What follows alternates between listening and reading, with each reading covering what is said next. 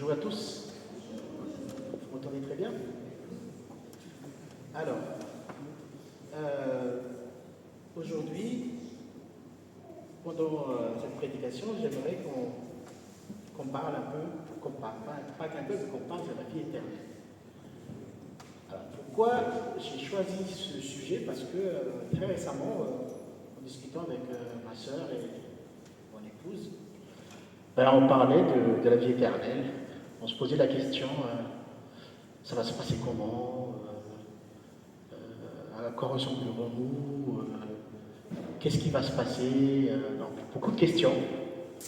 Et j'ai trouvé que c'était des questions, ces questions étaient vraiment importantes pour deux choses. Premièrement, par rapport à notre salut, notre motivation, et deuxièmement, par rapport à notre mission, qui est de prêcher la bonne nouvelle. Donc, je vais développer successivement ces deux points tout au long de cette présentation. Alors, je voudrais quand même qu'on commence par un texte qui se trouve dans Romains, chapitre 6, le verset 23. Romains, chapitre 6, verset 23. Car le salaire du péché, c'est la mort. Mais le don gratuit de Dieu, c'est la vie éternelle en Jésus-Christ, notre Seigneur. Moi, quand je lis ce texte, je lis d'abord que le salaire du péché, c'est la mort. Et en fait, quand j'entends ça, tout ce que je vais lire après, ça a l'air moins intéressant pour moi parce que tout de suite, je m'arrête sur la mort. D'accord? Ça veut dire qu'en fait, au contraire, c'est plutôt la suite qui est le plus important. C'est la vie éternelle en Jésus-Christ, le don gratuit. C'est ça qui est le plus important. Mais sauf que quand je lis le texte, je lis d'abord le salaire de la mort, le salaire du péché, c'est la mort. Et je bloque là-dessus. Ce qui fait que lorsque le péché est entré dans le monde, la maladie est venue en même temps, la mort est venue en même temps. Donc l'humanité était condamnée à mourir parce que le péché est rentré. Et actuellement, si on regarde notre vie quotidienne, pourquoi on travaille, pourquoi on prend des assurances maladie, pourquoi on fait ceci, pourquoi cela, c'est justement pour s'assurer qu'on a des revenus, qu'on sera à l'abri des dangers, qu'on sera à l'abri de la mort en quelque sorte. Si je regarde la société actuelle, c'est qu'on fait tout pour repousser la mort. On combat la mort. Certes, il y a le progrès au sein de la science, pour la médecine et tout ça. On repousse, on guérit les maladies, mais ça reste quand même une peur pour l'humanité, la mort. Et moi y compris, je vous dis que c'est vrai que, parce qu'on parle de la mort, j'ai peur. Et du coup, toute ma motivation est basée sur ça. J'essaie d'avoir un abri qui m'assure que je ne serai pas face à la mort très bientôt. Je vais essayer de travailler, trouver du boulot pour avoir des revenus. Et tout est conditionné par rapport à ça. C'est plus la peur et la crainte de la mort qui va conditionner mes actes, mes motivations.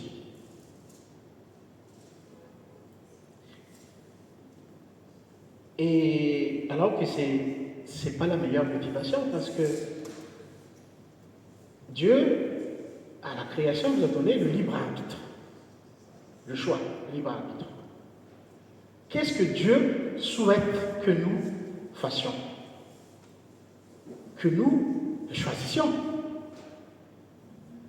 Mais nous le choisissions de manière vraiment désintéressée.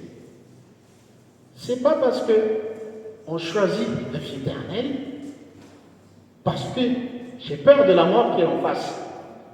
Et du coup, c'est un choix par défaut, si je veux dire. C'est un choix par élimination, je vais abonder vers le bon côté parce que j'ai peur. Mais rappelez-vous, cette motivation, elle n'est pas fondée, elle n'est pas stable. Ce qui veut dire que dès lors qu'on trouve quelque chose de meilleur, à part ce qu'on nous propose, on risque de changer d'avis.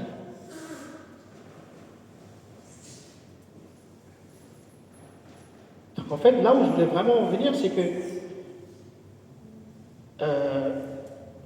je me suis posé à moi-même la question, est-ce que je vise vraiment la vie éternelle ou est-ce que je fuis la mort?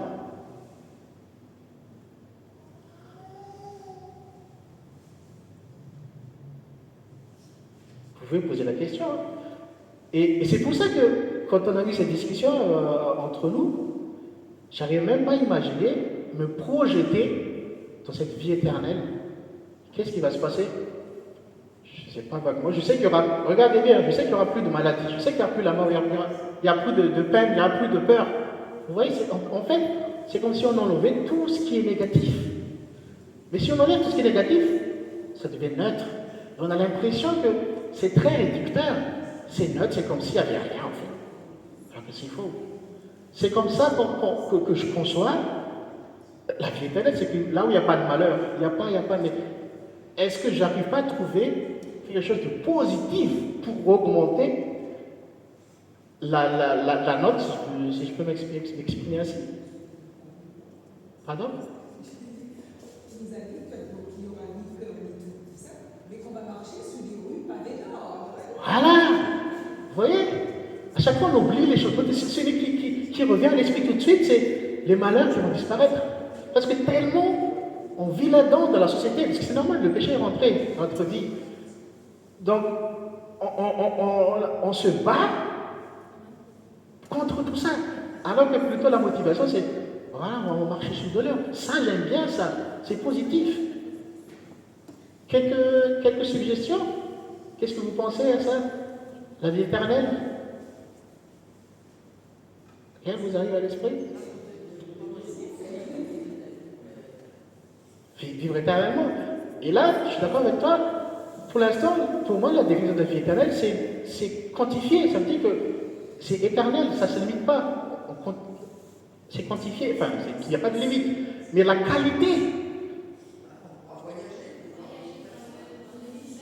voyager dans l'univers, être en présence de Dieu, bien sûr. Vous voyez, il y a beaucoup de choses, bonnes choses que Dieu nous promet avant la vie éternelle. Mais malheureusement, ce qui nous revient à l'esprit tout de suite, c'est qu'il n'y aura plus ces mauvaises choses. Et du coup, on a tendance à en tout cas, je parle de moi-même, en tout cas, ma motivation, je me pose la question, mais est-ce que c'est bien fondé ou pas? Est-ce que c'est bien fondé ou pas? Et c'est pour ça que je me dis, il faut que j'arrive à définir ce que c'est la vie éternelle. Il faut que j'arrive à me projeter dans cette période-là. Il faut que je sache que, est-ce que ce que j'ai, l'image que j'ai dans ma tête, est-ce que ça me convient? On a le droit de dire non. Mais est-ce que Dieu me promet ça? Est-ce que je suis ravi? Rappelez-vous, je ne sais pas, par exemple, moi je me rappelle très très bien, on va dire, ma motivation quand j'étais en classe de terminale. Voilà, mes parents m'ont dit, écoute, si tu veux continuer tes études en France, pour rejoindre tes frères et sœurs, il faut que tu aies au moins la mention. Alors là, c'était une bonne motivation. J'ai tout donné, j'ai donné à 200% parce que c'est vrai que j'ai pas très très bien commencé la dernière année, on va dire, c'est comme ça, mais j'ai réussi à me rattraper derrière parce que mes parents m'ont dit, il faut que tu te secoues un peu parce que c'est pas bon. Et j'ai tout donné à 200%, c'est ça parce que il y a un truc qui me plaisait, un truc qui m'attendait. Mais vous, est-ce qu'il y a quelque chose qui vous attend dans le bétail, qui vous dit, ah j'ai hâte, j'ai vraiment envie. Et c'est ça, je pense, qui va nous donner vraiment la force, la motivation pour surpasser tous les obstacles. Parce que je pense que vous connaissez tous l'expression qui dit quand on veut, on peut. Si on n'est pas motivé, on se contente de faire le minimum. Hein? Au travail, quand vous n'avez pas vraiment surtout quand vous revenez de vacances, que vous n'avez pas trop envie, ben vous faites le minimum des choses pour ne pas être viré, n'est-ce pas? Mais ce n'est pas la bonne attitude à adopter, en tout cas, mais parce que, ouais, sans plus, voilà, vous faites le minimum, vous êtes OK, le chef est content, pas de souci. Alors que, si vous voulez vraiment, on vous dit, ben, tu vas avoir une prime, on va doubler ton salaire, alors là, je pense que vous allez vous réveiller à 4h du matin, vous allez vous coucher à 2h du matin. C'est ça la motivation, c'est lorsqu'il y a quelque chose qui vraiment qui vous attend et dont vous avez hâte de l'avoir, de l'obtenir. Vous avez déjà pensé à ça par rapport à la vie éternelle?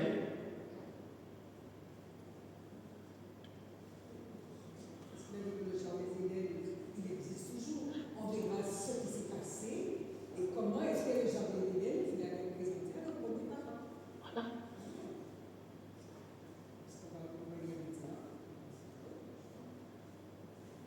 Et regardez, on va lire ensemble ce qui se trouve dans Jean, chapitre 5, le verset 24.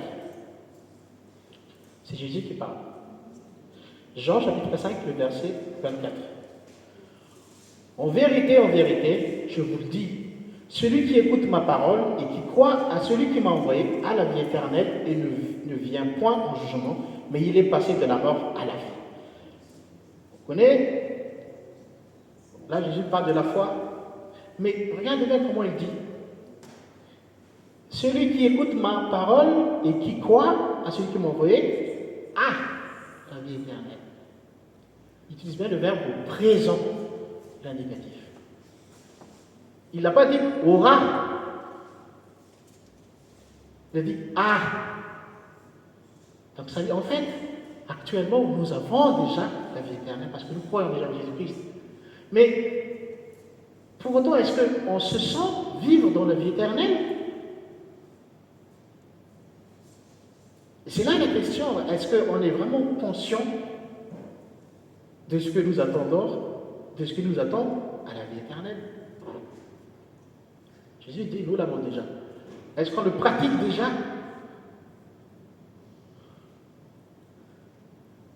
Donc je me suis posé la question, si même moi je n'arrive pas à comprendre ce qui m'attend à la vie éternelle, comment je pourrais convaincre les autres de venir me rejoindre? C'est compliqué, hein? On m'a toujours dit que c'est vraiment difficile de convaincre les gens à ton idée si même toi-même tu n'y crois pas, mais même pas convaincu. On n'a même pas compris la chose et on voudrait expliquer quelque chose aux autres, c'est pas possible. Donc, ça c'est vraiment personnel. Hein? Trouvons-nous cette bonne motivation. Qu'est-ce qui m'attire vraiment dans la vie éternelle? Nous devons bondir de joie, dire ah mais quand est-ce que tu viens? J'ai envie d'y aller tout de suite. Mais pour l'instant, si comme moi un peu on essaie de, c'est pareil, on va rester ici sur terre, parce qu'on combat, on va dire, on va utiliser les mêmes moyens pour combattre la maladie et tout ça. Donc qu'est-ce qui nous différencie des autres? Et du coup, on oublie un peu l'objectif final de Dieu.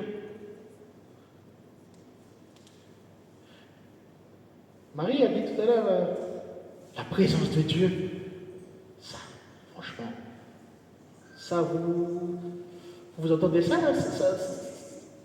non? Pardon? Ah. Avez-vous peur de Dieu? Oh, non, pas tout de suite. Hein? Attends un peu que je sois vraiment prêt, et là on va se rencontrer. Rappelez-vous, la leçon de ce trimestre parle que Moïse qui parlait très très proche de Dieu, la proximité de Moïse. Et tout de suite, pareil, Josué aussi, cette proximité. Mais Jésus dit, vous avez la vie éternelle. Et est-ce que actuellement vous vous sentez proche de Dieu? Vous sentez cette proximité avec Dieu? Parce que c'est ça la vie éternelle.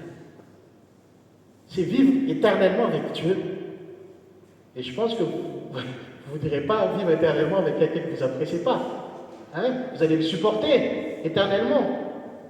Est-ce que c'est ça qui vous fait hésiter un peu? Pas tout de suite, mais peut-être plus tard, on verra. Il faut prendre des décisions. Il faut prendre des décisions. Parce que Dieu, il a... tout à l'heure, j'ai dit, souvent l'être humain a peur face à la mort. Mais Dieu, Jésus nous a fait connaître Dieu dans sa personne, avec les miracles qu'il a effectués, les guérisons, les aveugles qu'il a guéris, les paralytiques qu'il a guéris, les démons qu'il a chassés, les démunis, les pauvres, les veuves qu'il a protégés. Et son action continue jusqu'à au summum c'est même, il était crucifié. Dieu a montré que même face à la mort, il n'a pas peur. Il est capable de nous récupérer même à travers la mort. Dieu nous a montré que la mort n'est rien. Et c'est ça ce que Jésus a révélé quand il était ici. C'est vraiment parce que finalement on ne connaît pas Dieu. Et c'est Jésus qui a révélé qui est Dieu, qui a révélé l'amour de Dieu à travers tout ça. Et c'est pour ça que Dieu nous a donné le libre arbitre pour dire, je te choisis Dieu, parce que je veux être avec toi. Pas par élimination, pas par défaut, mais je souhaite vraiment être avec toi. Indépendamment des autres choix qui sont présentés devant moi, je te choisis. C'est ça ce que Dieu souhaite. Sinon, on serait tous des robots, il ne nous a pas donné le libre arbitre. Et c'est ça ce qu'il souhaite. Alors, qu'est-ce que nous attendons pour vivre dès maintenant cette vie éternelle? Qu'est-ce qui nous empêche? Cette vie sur terre, elle est éphémère. Il ne faut pas que nous accrochions à cette vie. Certes, on est là, il faut avancer, il faut faire avec, mais l'objectif final, c'est de vivre éternellement avec Dieu. Est-ce que vous êtes prêts à vivre ça ou pas?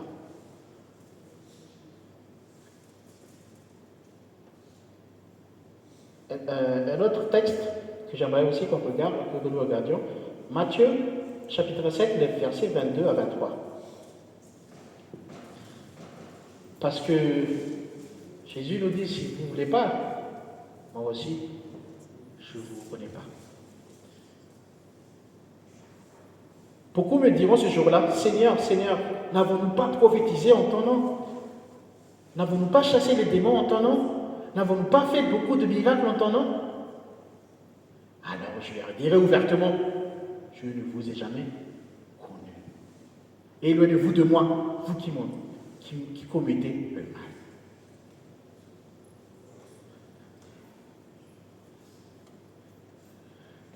C'est pas parce que en apparence on fait tout ce qui est bon pour être un chrétien, on fait tout, mais au fond, on ne veut pas être avec Jésus. Jésus dit, je ne te connais pas, je ne te connais pas.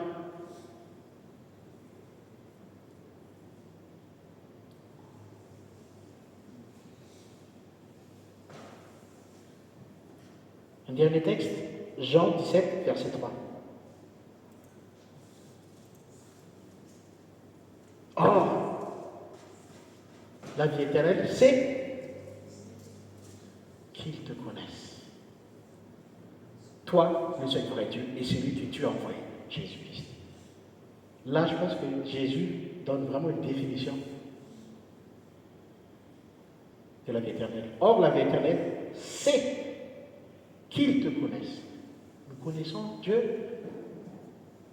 Tout à l'heure, Marie, tu as dit tout à l'heure, la présence de Dieu de façon éternelle. Mais au final, si ça ne nous motive pas, c'est qu'on ne connaît pas assez Dieu. C'est normal que Jésus va dire à ceux qui ne vont pas vivre avec nous littéralement, c'est bon, je ne te connais pas. Mais connaissons-nous réellement Dieu? Dieu, Jésus, nous a montré Dieu à travers son amour, ce qu'il a fait, c'est ce que j'ai cité tout à l'heure. Il nous a rachetés par son sang. On connaît, c'est-à-dire est-ce que nous mesurons cet amour de Dieu? Et au retour, nous, est-ce que nous l'aimons? C'est ça en fait, de connaître Dieu. Est-ce que nous l'aimons vraiment? Nous l'aimons assez pour pouvoir vivre avec lui éternellement?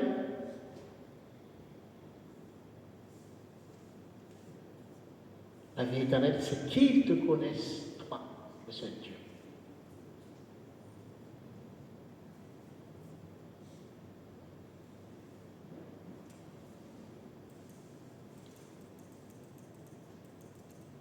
J'aimerais que vous reteniez ceci, que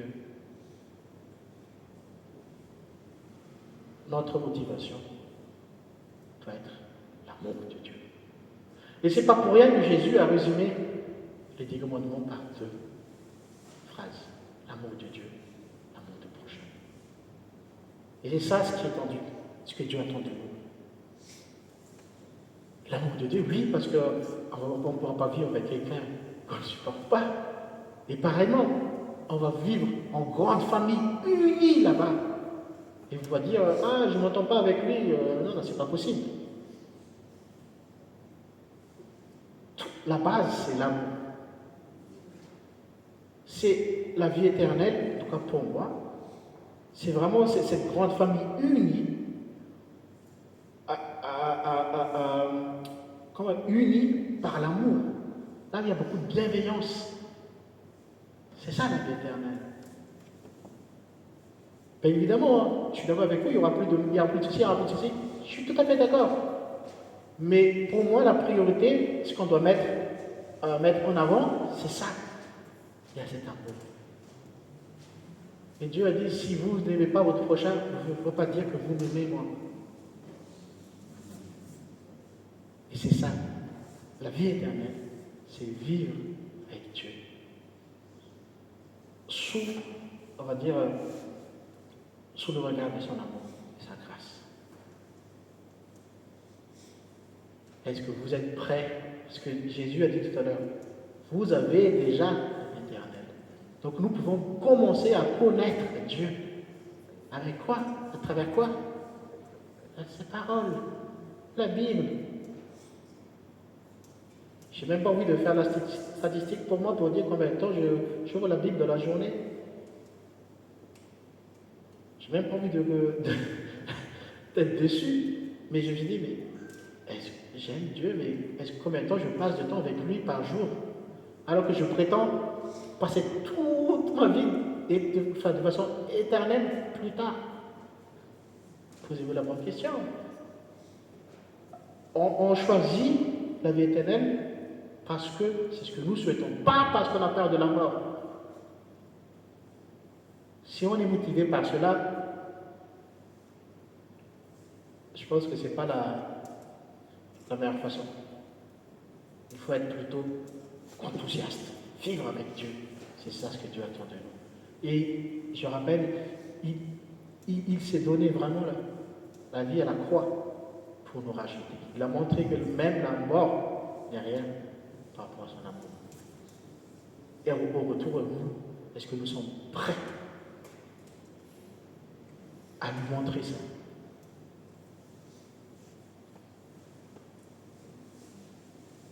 Voilà, c'est ce que je voulais vous laisser ce matin.